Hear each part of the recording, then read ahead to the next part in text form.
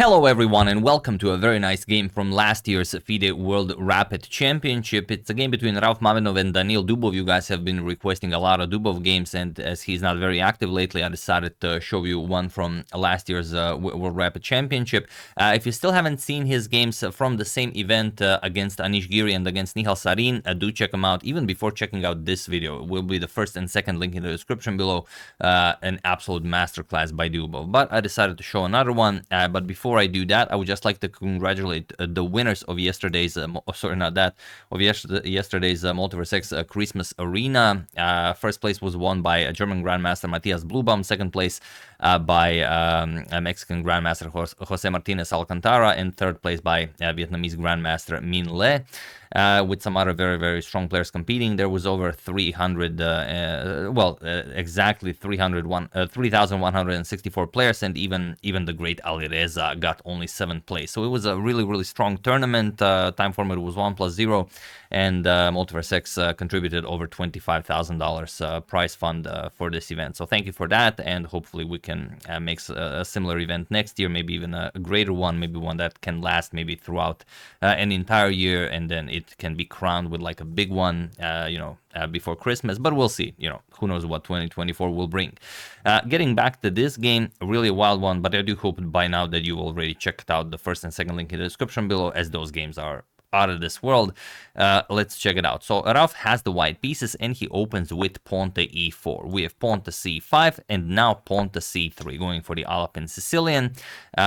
So you will prepare pawn to d4 before just advancing it to d4. And here top moves are d5 and knight to f6, but Dubov goes e6. He prepares pawn to d5, and now just knight to f3. And I thought it'd be a nice way to prepare for the upcoming World Rapid and Blitz Championship that starts in 2 days. We have pawn to d5.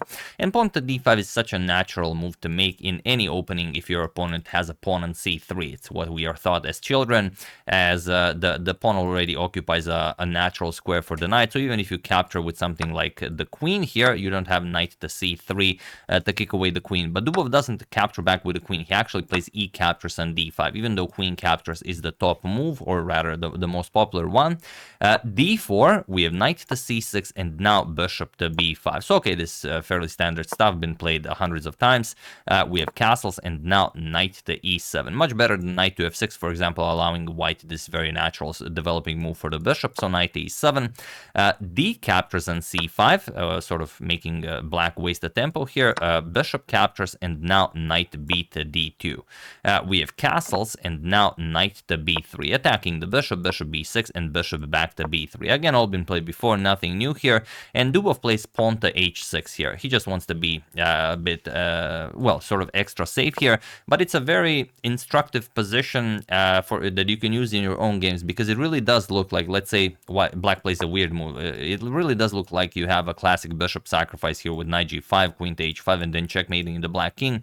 But something that can help you, for example, in your own blitz games, is that black has control over the f5 square, and as long as that is so, the sacrifice doesn't work. Point being that after captures, check, king to g8 and queen to h5, you don't have checkmate due to bishop to f5.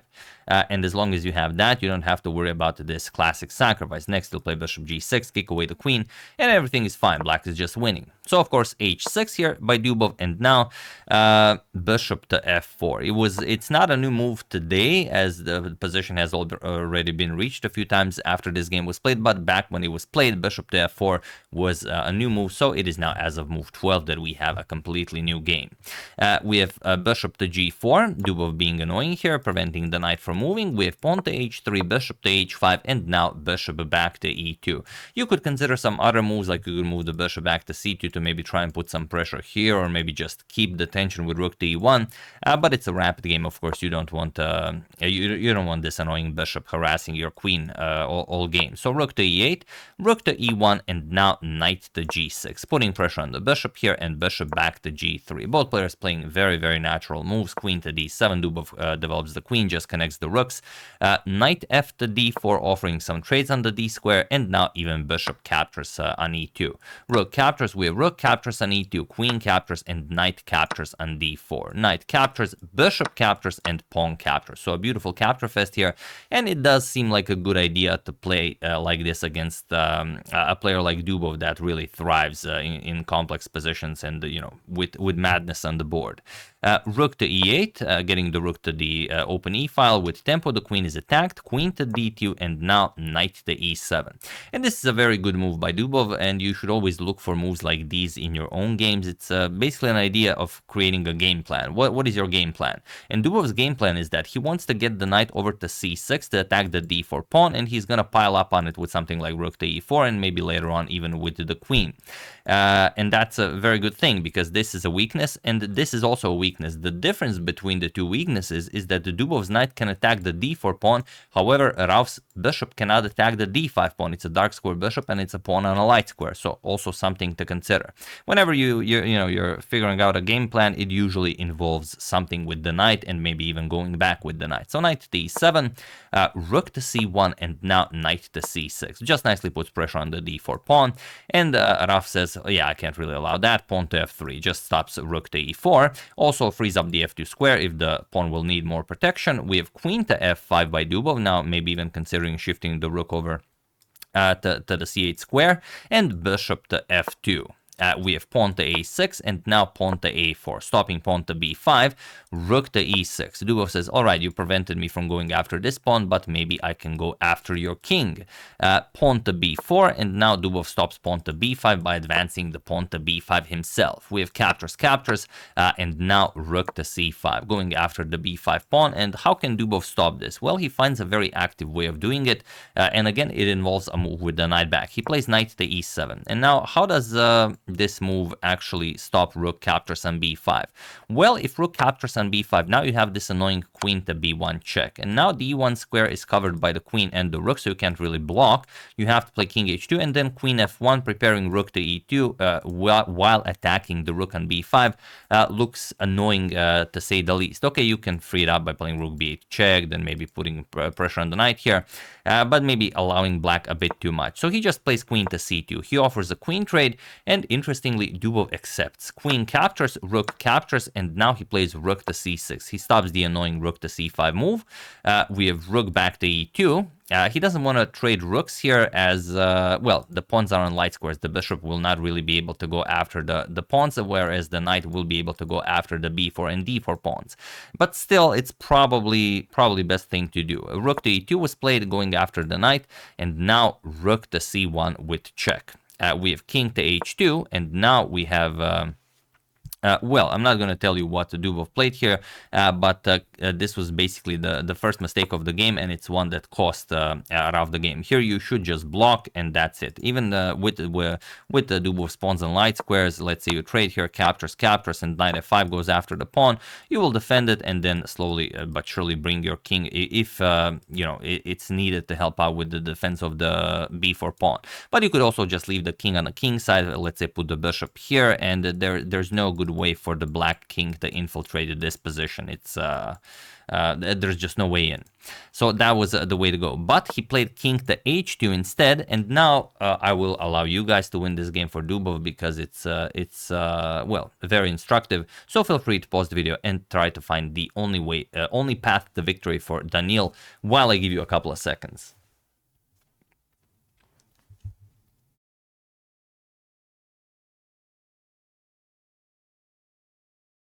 So for those of you who were able to do it, congratulations on spotting the weakness. And for those of you who just want to enjoy the show, it is knight to c6. There is no way of defending the b4 pawn. And the b4 is such an important square, you should always have it defended, unless you're, sacrificing it by choice. And now the problem is, if you play something like rook to b2, then you just pile up, and there's no way to defend. You will lose that pawn. So here, Rauf tried something else. He played rook to e8 with check, king h7, and now rook to c8, stopping knight captures on b4 as the rook on c1 is hanging. But Dubov just plays rook to c2. Now knight captures will defend his rook. But still, it's only a pawn. Can this really be enough for a win?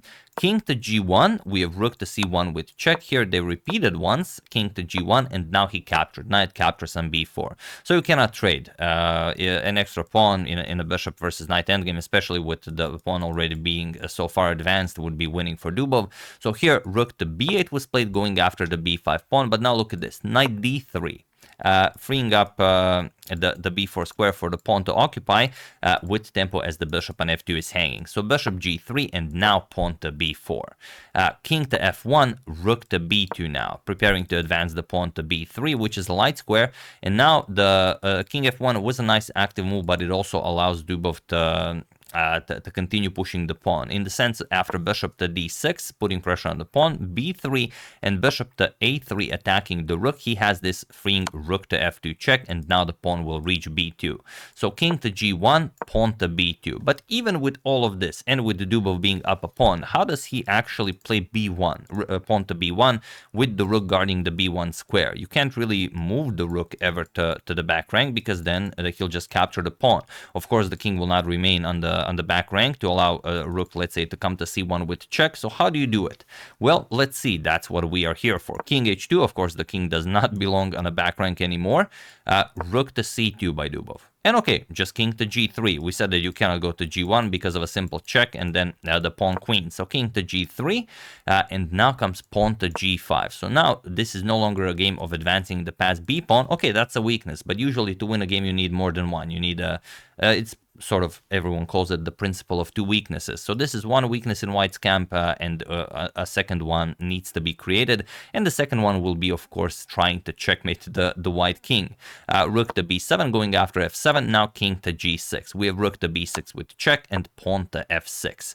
And you don't have time for bishop to f6, as you really do need that b pawn defended. So here we have rook to back to b7. Pawn to h5 now. We have rook to b6 and now king to f7. Rook to b7 with check, king to g6, and now rook to b6. And Dubov decides to go for a very interesting idea, and that is king to f5. He actually allows bishop to e7 and rook captures on f6 to come with check.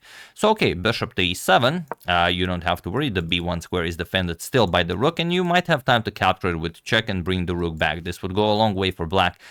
If it's enough. But now h4 check, freeing up the f4 square for the black king. This is crucial. King h2, and now king to f4. And okay, you have nothing better. Rook captures on f6 with check, king to e3, and now rook to e6 with check, king to f2, and now rook to b6. Again, stopping promotion, but here Dubov just played king to f1, and he was in this position on move 57 that Rauf Mamedov resigned the game, as there is nothing more to be done here. There is no defense against the rook captures on g2, followed by knight to f2 checkmate. So even with this little material on the board, Dubov manages to find a way to checkmate the black king. It's just, I mean, it's just what he does. Of course, let's say bishop a3. It seems like you've paralyzed black's pieces because you can't move any. Otherwise, you're going to lose the pawn, and you cannot advance because the rook covers the b1 square. But it's a matter of the simple rook captures with check. Only move king h1 and knight to f2 will be checkmate. So brilliant game by Dubov. Mamedov only made one mistake when he allowed Dubov to grab that b pawn, but it was enough for Dubov to take the whole point. And Dubov played incredibly well. He finished fourth, I think. Let me just check. I don't want to trick you guys. Let me just check. Yeah, he finished fourth. Yeah, Magnus was clear first with 10 out of 13. Vincent Cameron, Fabiano Caruana on 9.5 out of 13, second and third place. And Dubov, fourth place with 9 out of 13. Well, it's a shared fourth with many, but better additional criteria. So we'll see what happens in this World Rapid and Blitz Championship. Can we expect more brilliancies from Dubov? And can he play a brilliant chess and dazzling chess while also scoring points? Remains to be seen. But if you haven't seen the games that I mentioned in the beginning of the video, also from this event, Dubov versus Anish and Dubov versus Nihal Sarin, first and second link in the description below. I mean, it's you could spend your day worse. So yeah, that's the game. Hope you guys enjoyed it. Once again, congratulations to the winner of yesterday's Multiverse X Christmas Arena. Hope it's the second one. We also had one last year, but hope it's not the last one. We'll see how it goes. I would like to thank Kenneth Few, Nikola Vujicic, Maximo Eisern, Amelia Gray Scott, and Sven Feurer for contribution to my channel. Thank you a lot. I really appreciate it. As usual, you can check 2 of my previous videos here. Thank you all for watching, and I will see you soon, continuing to check up on your wonderful suggestions and whatever else happens in the chess world. So thank you all, I will see you soon, and have an excellent rest of your day.